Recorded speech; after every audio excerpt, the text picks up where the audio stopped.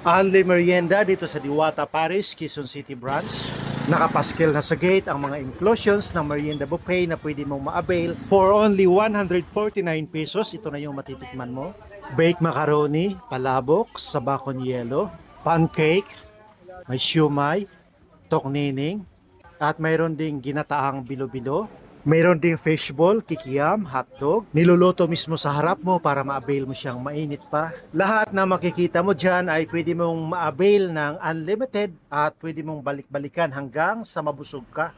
Self-service nga pala ito, kaya depende sa'yo kung ano ang pinakapaborito mo sa lahat. Pwede mong balik-balikan hanggat kaya mong ubusin. Sa mga mami na may kasamang mga bata below 5 years old ay libre na po sila sa kain. Laging tandaan ang kasabihan sa buffet na no leftover, no take out para walang extra na babayaran. Ayan, nakikita nyo, kanina pa ako kumukuha ng mga food.